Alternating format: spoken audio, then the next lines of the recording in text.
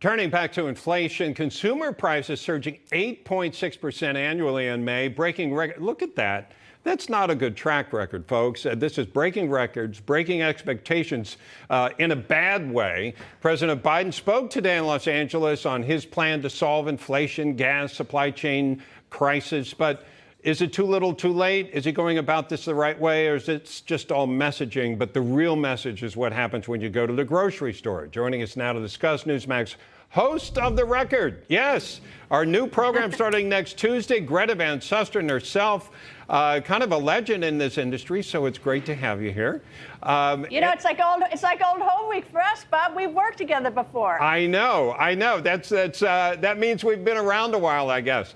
So tell me what your thoughts are when you see Biden. I mean, I'm old enough to remember the Jimmy Carter era, and in which he, as a president, seemed out of control of anything that was going on in the world.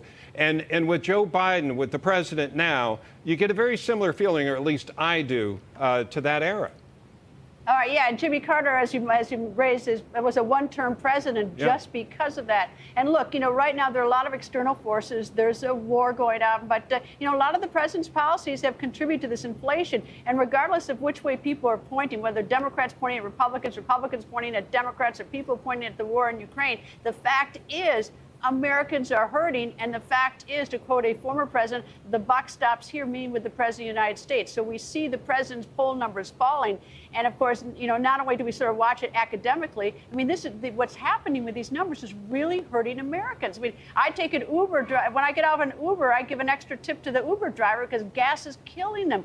All these industries, and we look at it in terms of politics and numbers, and the president's got to, he's going to have a big problem come November if things don't change. But the bottom line is Americans are really hurting, and the people in power, the Democrats have the House, they have the Senate, and they have the White House. So it's their job to fix it and do something fast because it's really hurting American people. The thing I do wonder about, though, is I think Republicans are in a very good place right now to take back the House and possibly the Senate.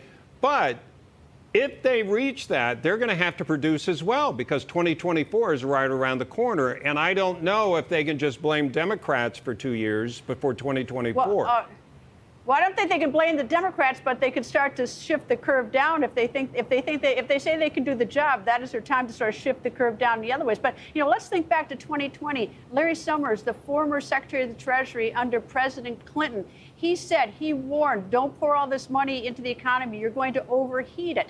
And everybody ignored him. Republican, and it was a bipartisan, people ignored it on the right and on the left. Well, look where we are now with an overheated economy. So this Democrat, and we do have Secretary of Treasury Yellen saying that, that I can't remember exact words, but she admits that it was a mistake. Well, good for her for admitting it. But the problem is that, we need people who can do the job. And these are, a lot of lovely people working in government. But if they can't do the job, they should start, looking for other people to do the job. And by the way, a lot of people saw that coming. You keep spending trillions of dollars and giving it to people to stay home. That's going to be a problem. Here you go. We're seeing it manifest itself.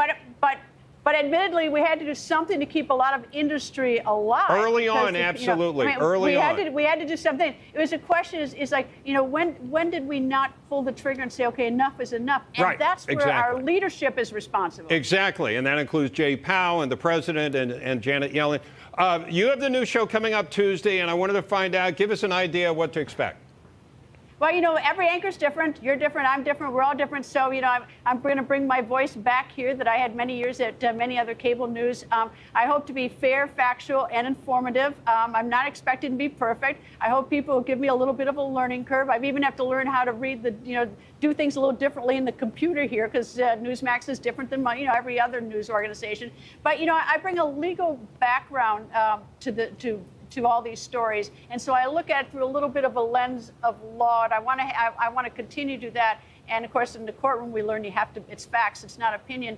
But every lawmaker who we talk about in terms of politics is a lawmaker. So I hope to take advantage of my background. But look, you bring your economic background. You've been at other networks covering business, so each anchor brings a little more context and enrichment And so it's exciting to be here at Newsmax.